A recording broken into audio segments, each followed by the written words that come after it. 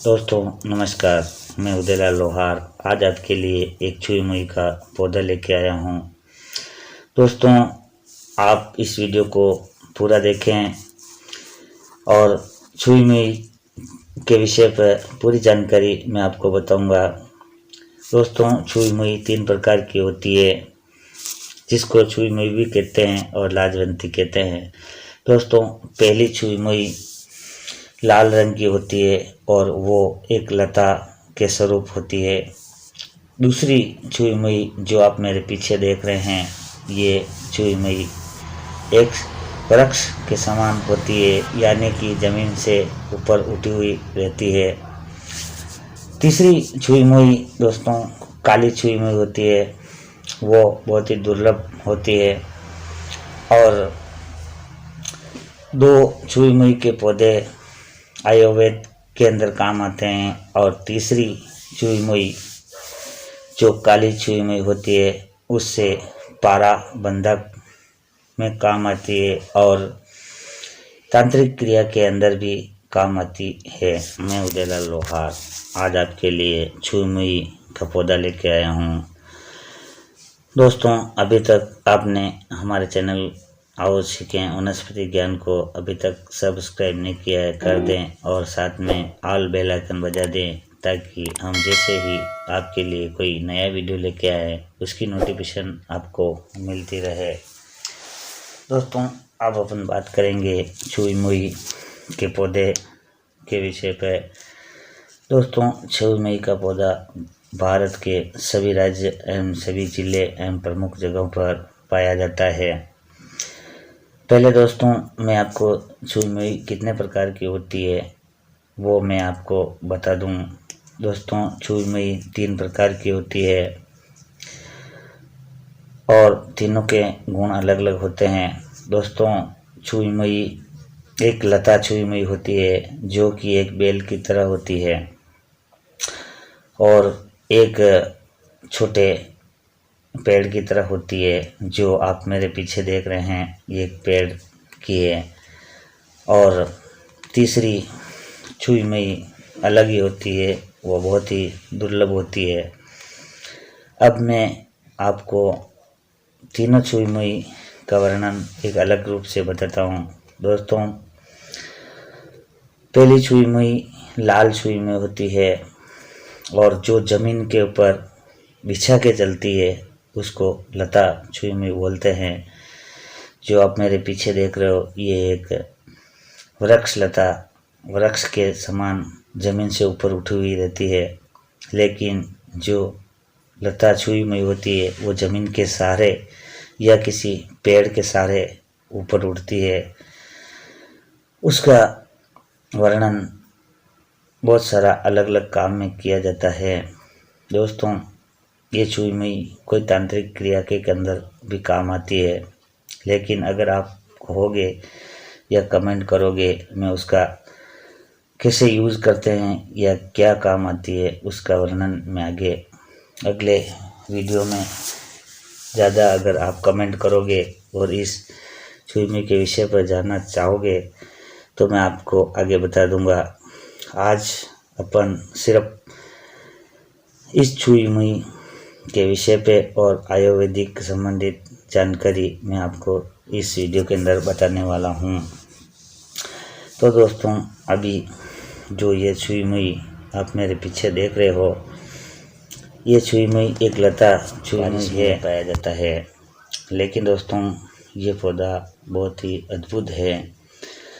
इसको छुई मुई बोलते हैं, लाजवंती बोलते हैं और इसके बहुत सारे अनेक नाम हैं। जब इसको हाथ लगाया जाता है तो इसके पत्ते जो मुरझा जाते हैं और कुछ समय बाद में वापस पुनः तैयार हो जाते हैं। दोस्तों ये मैं हाथ लगा के आपको इस पत्ते को बता रहा हूँ। देखो मैं थोड़ा सा हाथ लगाया, एक पत्ता मुरझाया है। अब मैं आपको इस पूरी डाली को हाथ लगा करके आपको बताऊँगा। ये जैसे हाथ लगाते हैं और ये मुरझा जाता है, इसका नाम छुई मुई बोलते हैं, लाजवंती भी बोलते हैं।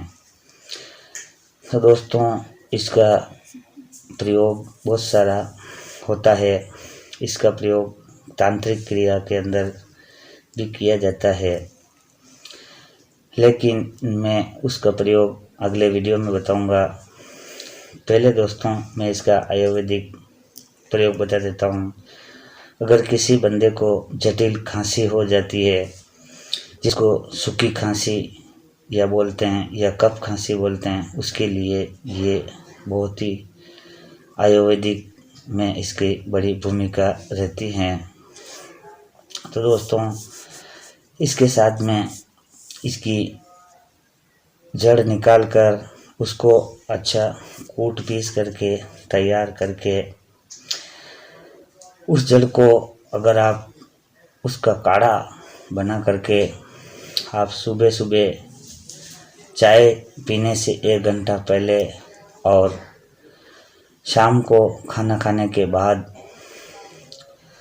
इसका 1 कप काढ़ा पीते हो, आपको कोई सा भी जटिल से जटिल खांसी होगी वो तुरंत प्रभाव से ठीक हो जाएगी। और इसके आयुर्वेदिक में बहुत सारे फ़ायदे हैं, मैं आगे वो सब सारे फ़ायदे बताऊंगा। दोस्तों इसके आयुर्वेदिक फ़ायदे, इसको पुत्र निवारणी भी बोलते हैं और इसको दमा यानी कि सांस की बीमारी, जिसको अभी शीतकालीन ऋतु में अगर किसी को सांस की बीमारी है उसको भी इसका काढ़ा पिलाते हैं तो दमा यानी कि सांस की बीमारी में भी बहुत सारी राहत मिलती है। लेकिन दोस्तों इसको सुबह आप पीते हैं तो चाय पीने से करीबन आधा घंटा पहले आपको मंजन करने के बाद में इसको पीना है और आपको करीबन इसके पीने के आधा घंटे बाद चाय नाश्ता करना है और शाम को खाना खाने के करीबन आधा घंटा बाद इसका काढ़ा आप पियोगे, आपको खांसी दमा यानी कि सांस की बीमारी में भी आपको फ़ायदा मिलेगा। लेकिन दोस्तों आपको शाम को टाइम इसका काढ़ा अगर पीते हैं आप तो आपको कोई अच्छी चादर या रजाई में अपना पूरा बदन ढक करके रखना पड़ेगा, ताकि इसका जो आपके शरीर के अंदर आप जो गुनगुना काढ़ा पियोगे उसका असर आपके पूरे बदन के अंदर फैलेगा और आपको हल्का पसीना महसूस होगा। आपको दमा या खांसी भी आपको कम हो जाएगी और दमा में आपको बहुत सारी लाभ मिलेगा और आपको खांसी में भी बहुत सारा लाभ मिलेगा। इसलिए आप इसको यूज़ करते हैं तो आपको इस काढ़ा पीने के बाद रात को आपको अपने बदन को पूर्ण रूप से ढक कर रखना पड़ेगा, ताकि आपका बदन हल्का गुनगुना काढ़ा पीते हैं तो गर्म हो जाए और आपके शरीर के सारी मांसपेशियों के अंदर इसका काढ़ा और उसका गर्माहट पूरे बदन में मिलने के कारण आपको ये तुरंत ही फ़ायदा प्रदान करेगी। ये इसी आशा के साथ में मैं मेरा वीडियो समाप्त करता हूँ दोस्तों, धन्यवाद।